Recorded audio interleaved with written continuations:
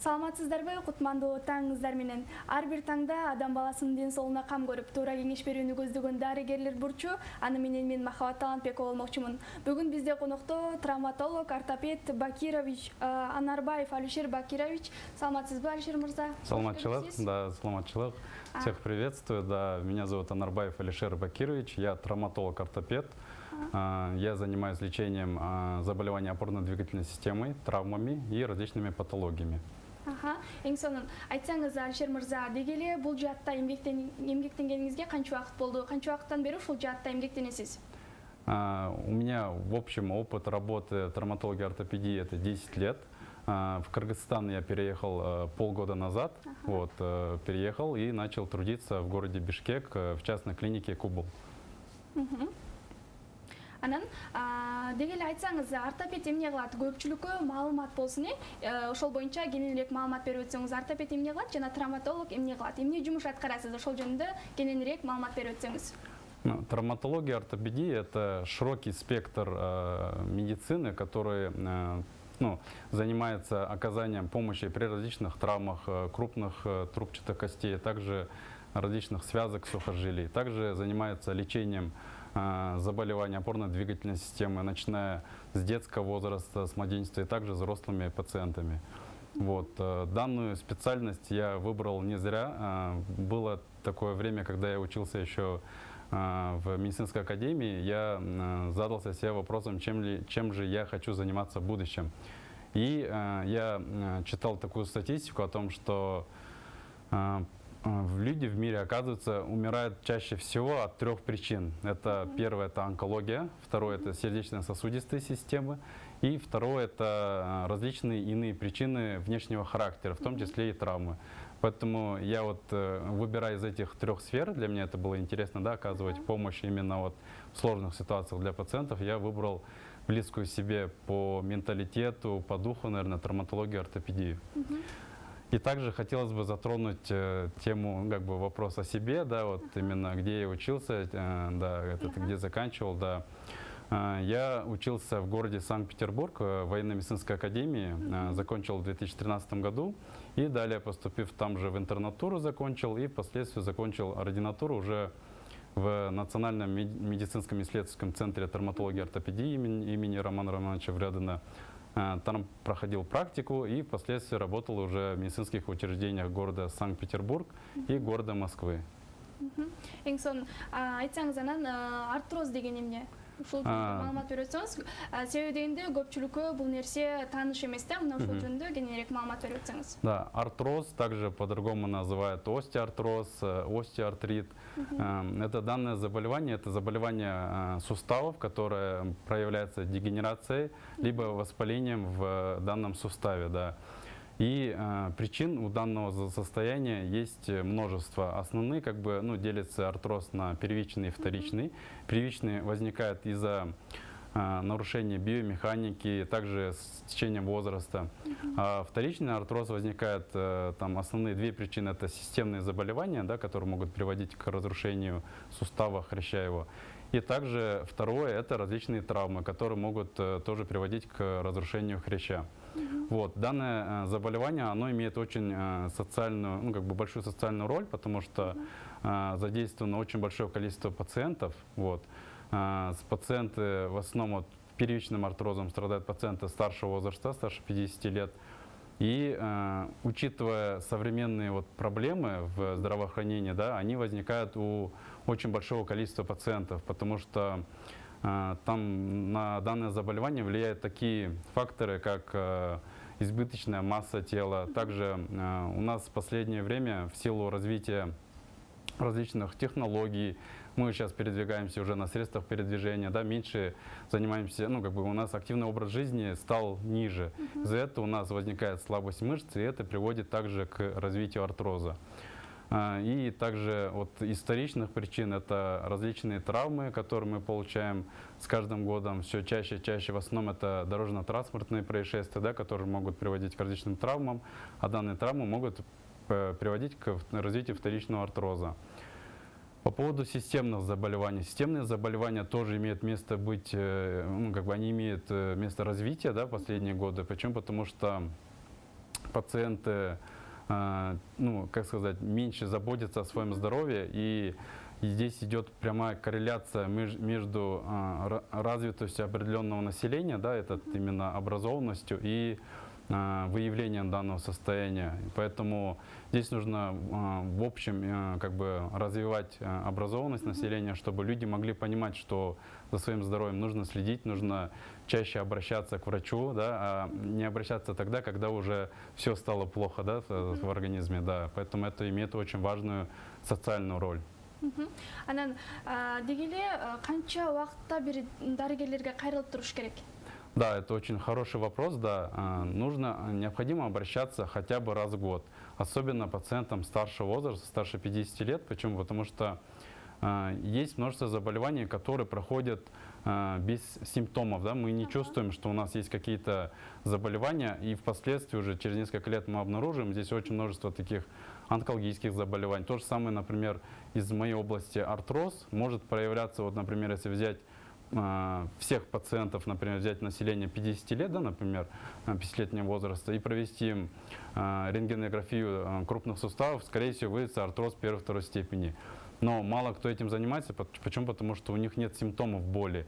Они уже обращаются к врачу, когда идет 3-4 степень. А здесь уже для нас, для врачей-ортопедов, уже идет более сложный случай. И для нас эффективность лечения, да, так сказать, без различных операционных вмешательств ниже намного становится. Поэтому рекомендую обращаться к врачам хотя бы раз в год, чтобы своевременно выявить это все. Анан кандай дары дармектер менен дарыланышат? Я хотел бы остановить именно вот мы проявляем, как бы продолжаем тему артроза, да, и данное заболевание, оно имеет очень широкое распространение, и в его лечении есть, можно глобально разделить на два раздела. Первое — это консервативная терапия, это безоперационное лечение. И далее, если консервативная терапия не помогает, тогда уже нужно прибегать к различным операционным вмешательствам. Консервативная терапия, она очень обширна, включает в себя несколько разделов. И всегда, что консервативная терапия артроза, что операционное лечение, это совместная работа пациента и врача совместная. Да, и всегда нужно, пациент должен это понимать, да, брать на себя ответственность. И в отдельности хотелось бы затронуть отдельные темы раздела этого лечения, консервативной терапии, чем я в основном и занимаюсь.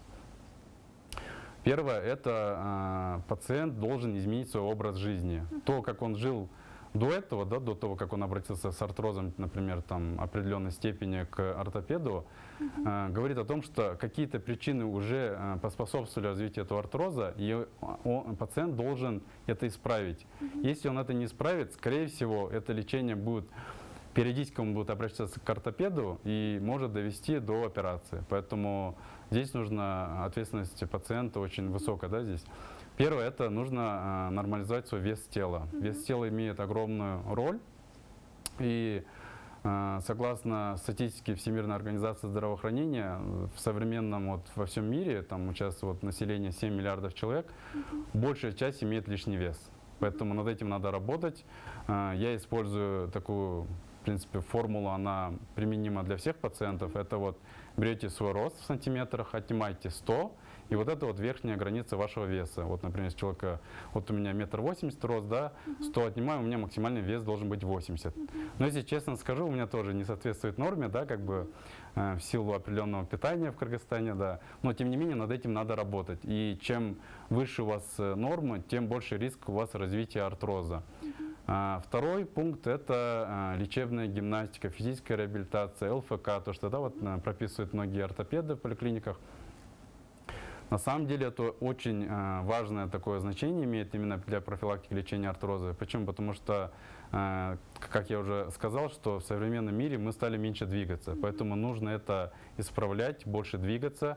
И, к сожалению, я сталкиваюсь в своей работе с тем, что даже мои коллеги могут назначать пациентам с тяжелым артрозом меньше двигаться, якобы боясь того, что хрящ, который стирается при артрозе, что он будет еще быстрее стираться. На самом деле, согласно последним исследованиям, да, которые проводились в более развитых странах с точки зрения медицины, сказали, что такие движения, как ходьба, езда на велосипеде, плавание в бассейне и определенные гимнастики наподобие йоги, да, и вот различных вот физических, ну, как из физической гимнастики, они не оказывают вреда хрящу, да, вот именно при артрозе, а наоборот способствуют выделению синовиальной жидкости, ну, то, что пациент называет смазка сустава, да, она увеличивается, и тем самым сустав становится здоровее.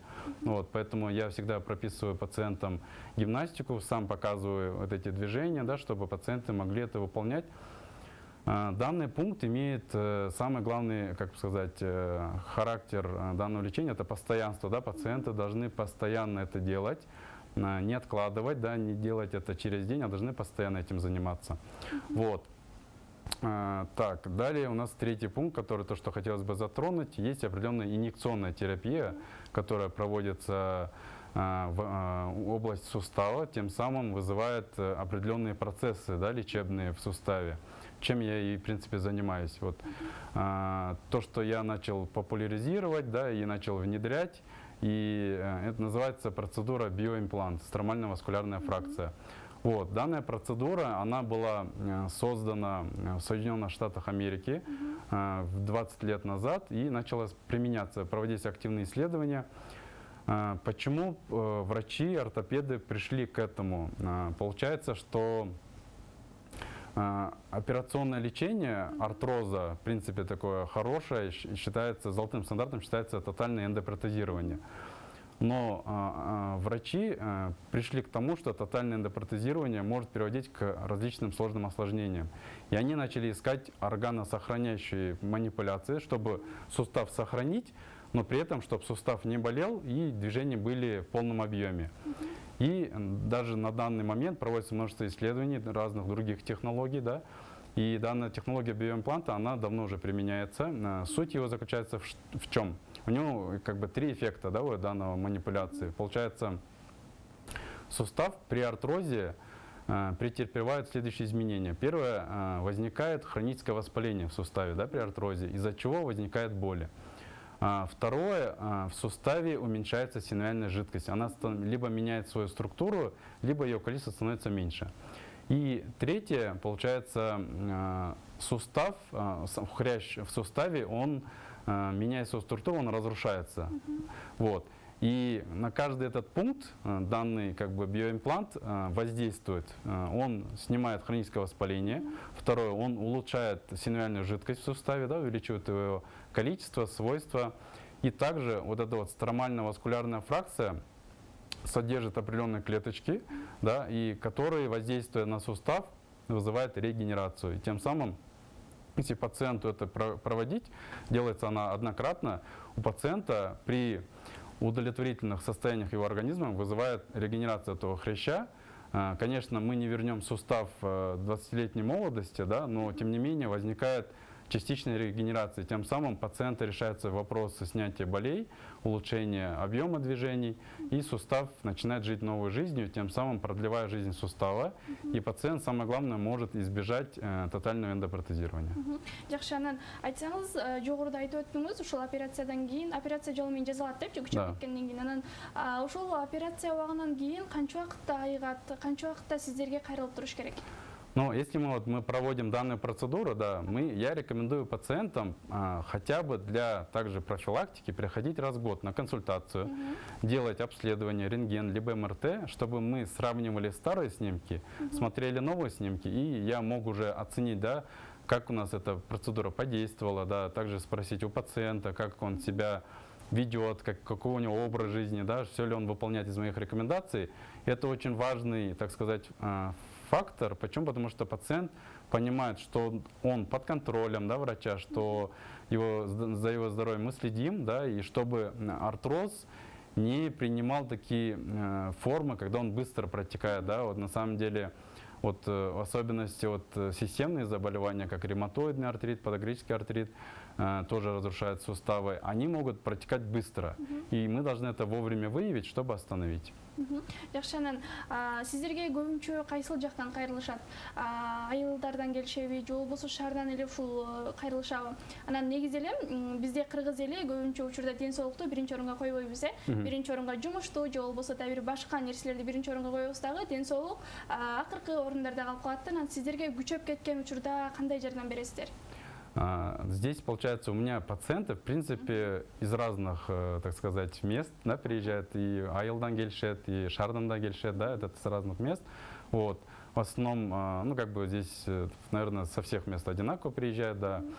По поводу обращаемости, здесь, наверное, зависит все-таки именно от пациента, да, какие у него жизненная ситуация, как он относится к этой проблеме, потому что в этом мы все индивидуальны. Кто-то, например, на первую очередь, так сказать, на первое место ставит работу, да, там, заботу о близких, кто-то в первую очередь ставит только себя, и в зависимости от этого кто-то первее обращается, кто-то позже, да. А если вот вопрос задали, если, например, при тяжелой степени обращаются, да, конечно, эффективность лечения снижается, к сожалению, да. И нужно понимать, что когда у нас приходят пациенты уже 4-й степени артроза, да, и есть сильное ограничение суставов, я пациентам честно говорю о том, что данная манипуляция, данное лечение, оно имеет свои, как бы, шансы невеликие, да, как бы шансы небольшие, поэтому, но пациент, он уже осознав, да, как бы все возможные там плюсы, минусы данного лечения, уже прибегает к тому или иному лечению, да. Жакшы. Анан көпчүлүк бизге көрөрмандарыбызга белгилүү болсун, сиздерди кайсыл жактан тапса болот, адресиңиздер кандай, ошол жөнүндө кеңирээк айтып берип өтсөңүз.